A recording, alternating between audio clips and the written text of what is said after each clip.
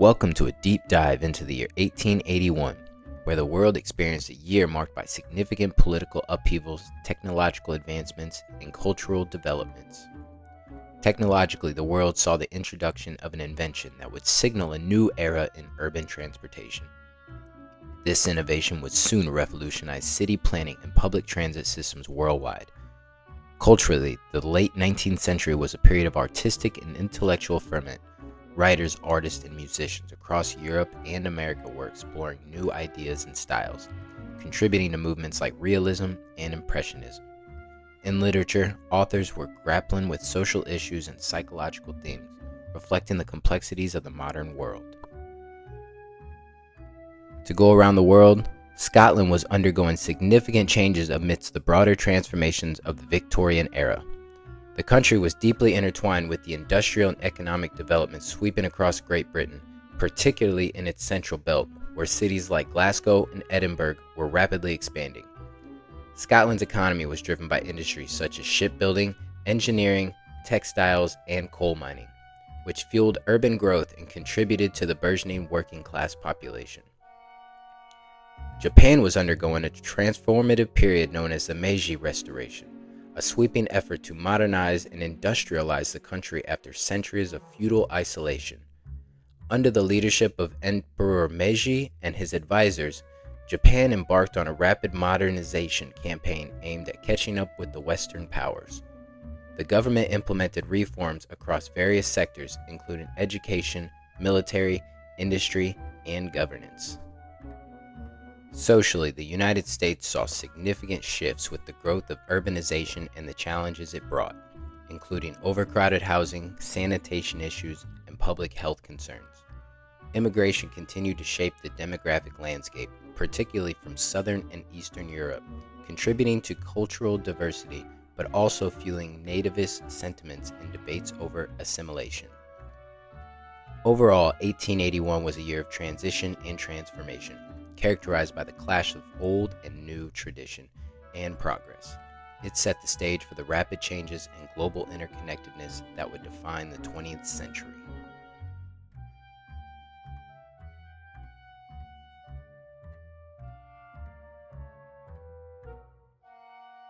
Cleopatra's Needle, a monumental ancient Egyptian obelisk, stands as a remarkable symbol of Egypt's ancient civilization and its enduring impact across continents and centuries. Carved from red granite, quarried in Aswan, Egypt, during the reign of Pharaoh Thutmose III around 1450 BC, the obelisk originally served a religious and ceremonial purpose in the ancient city of Heliopolis, dedicated to the sun god Ra. Alongside its twin, it stood as a testament to Egyptian architectural prowess and religious devotion for centuries. The journey of Cleopatra's Needle to the United States was a remarkable feat of engineering and international cooperation. In 1879, after years of negotiation and planning, the Egyptian government decided to gift one of the ancient obelisks to the United States. Transporting such a massive and fragile artifact across the Atlantic Ocean presented numerous challenges. The obelisk stands over 69 feet tall and weighs about 224 tons. To facilitate its transportation, a specially designed ship, the SS Desoug, was commissioned. The obelisk was encased in a massive iron cylinder protected during the voyage. This cylinder, weighing an additional 50 tons, was then placed on a custom-built cradle aboard the ship. The journey from Egypt to the United States took about 7 months and faced numerous setbacks, including rough seas and financial difficulties. Eventually, in January 1881, Cleopatra's Needle arrived in New York Harbor. Its arrival was met with great fanfare and celebration, marking a significant cultural and historical moment. After its arrival, the obelisk was erected in Central Park, New York City, near the Metropolitan Museum of Art. The transportation and direction of Cleopatra's Needle in New York City symbolized the enduring fascination with ancient civilizations and the desire to connect modern nations with their ancient heritage. Today, the obelisk remains a popular attraction in Central Park.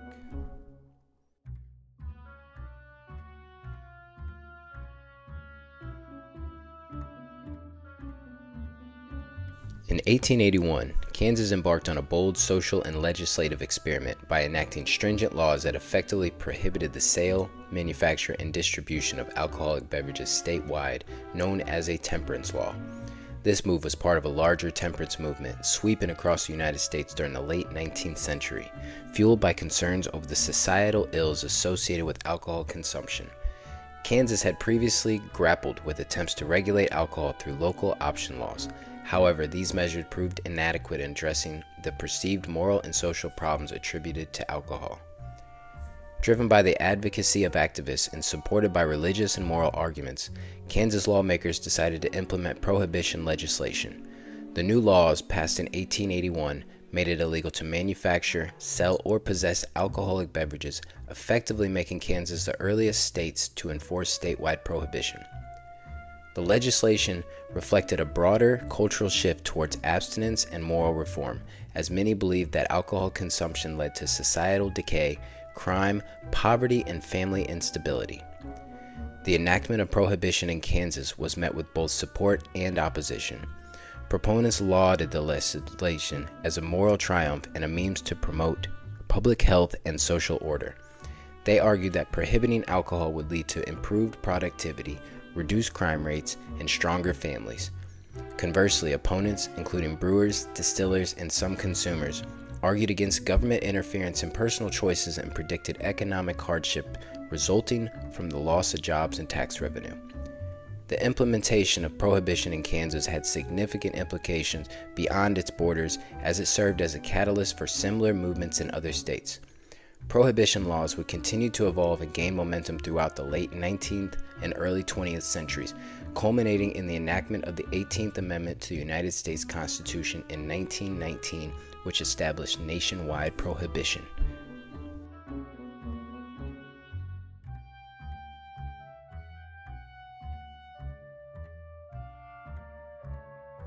Andrew Watson, born in 1856 in British Guiana, left an indelible mark on football history as a trailblazing figure who transcended racial barriers and achieved exceptional success both on and off the field. Educated in Scotland, Watson quickly emerged as a standout footballer renowned for his athleticism, intelligence, and leadership qualities. His career reached its pinnacle in 1881 when he made history by becoming the first black player to represent Scotland in an international football match. As a captain, Watson led Scotland to a resounding 6-1 victory over England, a match in which his defensive prowess and tactical astuteness were widely praised. Watson's achievements were particularly groundbreaking in an era marked by racial prejudice and discrimination, making his success all the more significant and inspirational. Beyond his historic international debut, Watson enjoyed a distinguished club career, notably with Queen's Park and Corinthians, where he continued to display his exceptional abilities and leadership on the field. His tactical acumen and athleticism made him a respected figure in football circles, contributing to his reputation as one of the finest players of his generation. Off the field, Watson's impact extended far beyond his playing career. His success challenged stereotypes and opened doors for future generations of black footballers. Watson's story underscores football's capacity to unite people from diverse backgrounds through a shared passion for the game. Andrew Watson's pioneering contributions to football continue to resonate today, serving as an enduring symbol of courage, excellence, and determination. His legacy remains celebrated in football history, inspiring players and fans alike and highlighting the transformative power of sports in promoting social change and inclusivity.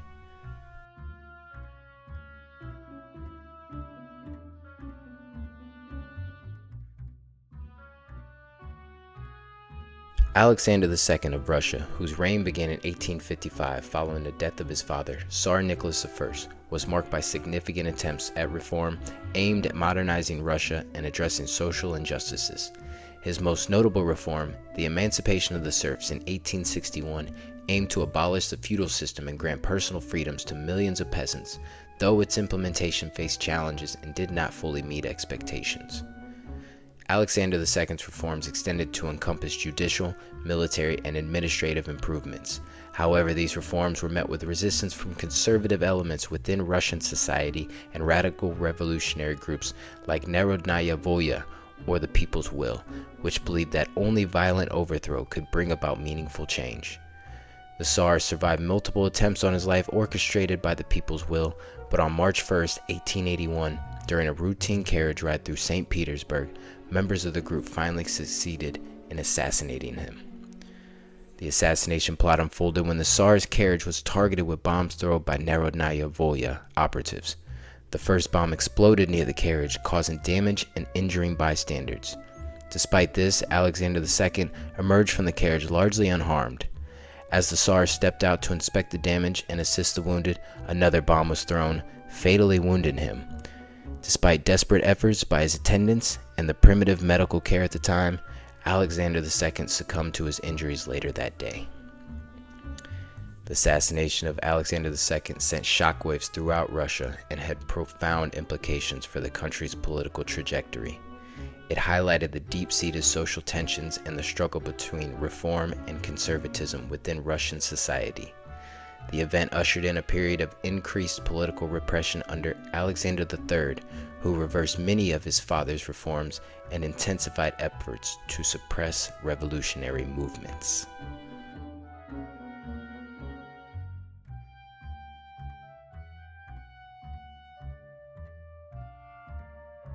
March 18, 1881, P.T. Barnum and James Anthony Bailey orchestrated a landmark event in the heart of New York City by bringing their extraordinary circus spectacle to Madison Square Garden. This collaboration marked a significant moment in American entertainment history, blending Barnum's unmatched promotional acumen with Bailey's expertise in animal training and showmanship. Madison Square Garden, a prestigious venue known for hosting grand events, provided an ideal setting for Barnum and Bailey to showcase their creation, known as P.T. Barnum's Great Traveling Museum, Menagerie, Caravan, and Hippodrome. The inaugural performance at Madison Square Garden was nothing short of spectacular.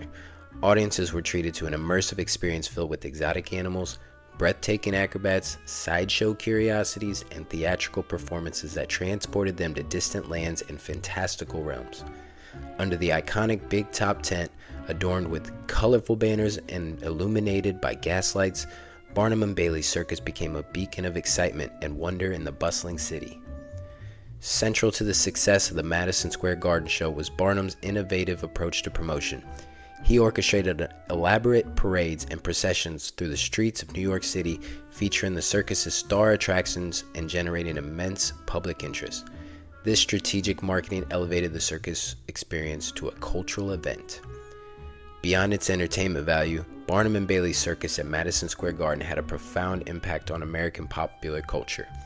It showcased a diverse array of talents and performers, contributing to the cultural mosaic of the late 19th century America. The partnership's commitment to innovation and spectacle set a new standard for the circus industry, influencing future generations of the entertainers and solidifying the circus as a beloved American tradition. The Madison Square Garden performance remains a defining moment in the history of the circus, showcasing the magic and wonder that continue to resonate in the hearts of audiences worldwide.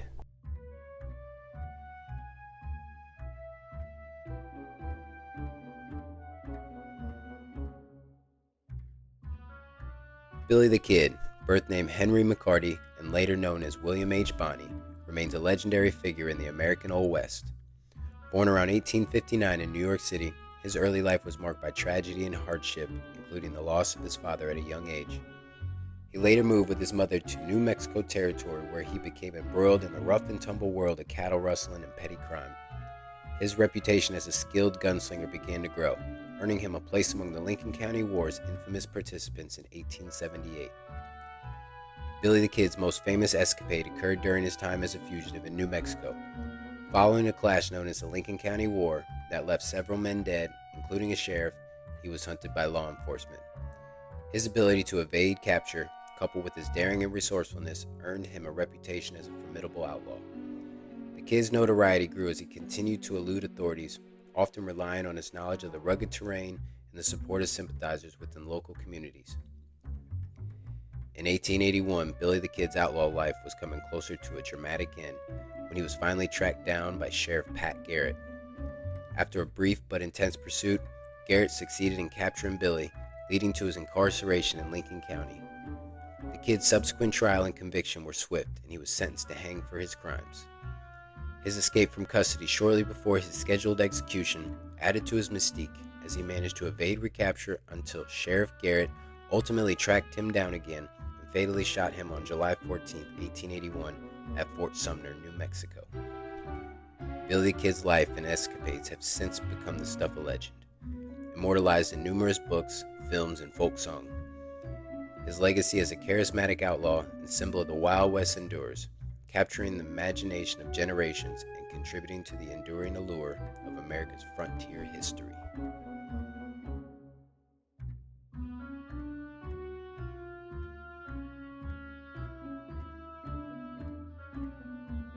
The world's first electric tram was launched in 1881 in Lichterfelde, Germany, by the engineer Werner von Siemens. Siemens' pioneering development was driven by the desire to overcome the limitations and drawbacks of existing horse-drawn and steam-powered tram systems. These earlier systems were often noisy, polluting, and inefficient, relying on problematic infrastructure that required frequent maintenance of horses or steam engines. Siemens' electric tram introduced a cleaner, quieter, and more reliable mode of transportation. The key innovation was the use of overhead electrical wires to power the tram, enabling it to operate smoothly and efficiently along designated tracks.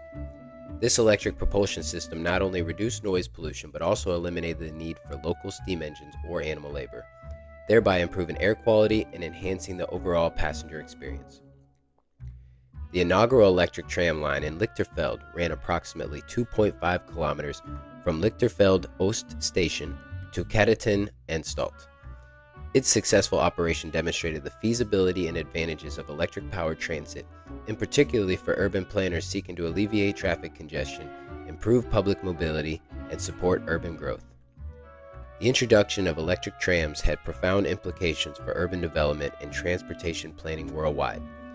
Cities quickly embraced this new technology, leading to the rapid expansion of electric tram networks in major urban centers such as Vienna, Budapest, London, and New York City. Electric trams became integral to urban transit infrastructure, connecting residential areas with commercial hubs, facilitating economic growth, and shaping the layout of modern cities. I'd like to highlight just a few more events. In fictional events, Arthur Conan Doyle's novel, A Study in Scarlet, published in 1887, introduces the iconic meeting between Sherlock Holmes and Dr. John Watson. Set in 1881, the story begins with Watson, a recently returned army doctor, searching for affordable lodging in London. Through a mutual acquaintance, Watson is introduced to Holmes, a consulting detective with eccentric habits and remarkable deductible abilities. The two quickly form an unlikely but complementary partnership when they decide to share rooms at 221B Baker Street. President James A. Garfield's assassination on July 2, 1881, shocked the nation and sparked widespread mourning. His assailant, Charles J. Guiteau, shot Garfield twice at close range in Washington, D.C. The first bullet grazed Garfield's arm, while the second lodged in his abdomen, inflicting severe internal injuries. Despite the efforts of doctors, including Alexander Graham Bell, who attempted to use a metal detector to locate the bullet, Garfield's condition worsened due to infection caused by sterile medical practices of the time. He succumbed to his injuries on September 19, 1881, and was preceded by Chester A. Arthur as president the very next day as the 21st president of the United States. The Tuskegee Institute, known as Tuskegee University, was established in 1881 by Booker T. Washington in Tuskegee, Alabama. Founded with a mission to provide education to African Americans in the post-Civil War South, the institute aimed to empower black individuals through practical education and vocational training. Booker T. Washington, who became the school's first principal, envisioned an institution that would not only educate but also uplift the African American community by equipping students with skills in agriculture, trades, and industry. The gunfight at the OK Corral, which occurred on October 26, 1881 in Tombstone, Arizona, has become an iconic event in American history and Wild West lore. The confrontation involved lawmen Wyatt Earp, Virgil Earp, Morgan Earp, and Doc Holliday facing off against a group of outlaws known as the Cowboys, led by Ike Clanton and the McLaury brothers, Tom and Frank. The shootout erupted on Fremont Street near the rear entrance of the OK Corral, lasting only about 30 seconds, but resulting in several fatalities and injuries. The gunfight was the climax of tensions between the Earps, who sought to enforce the law in Tombstone, and the Cowboys, who were involved in cattle rustling and other illegal activities. And finally, in the 7th Kentucky Derby in 1881, Hindu, ridden by jockey Jim McLaughlin and owned by the Dwyer Brothers stable, won the race with a time of 2 minutes and 40 seconds. In the closing chapter of 1881, the year stands as a testament to the human spirit's enduring resilience and relentless pursuit of progress. From the bustling metropolises to the tranquil countryside, each corner of the globe has borne witness to remarkable feats and enduring challenges. Looking forward, the echoes of 1881 propel us towards a future shaped by the lessons learned and the dreams yet to be realized.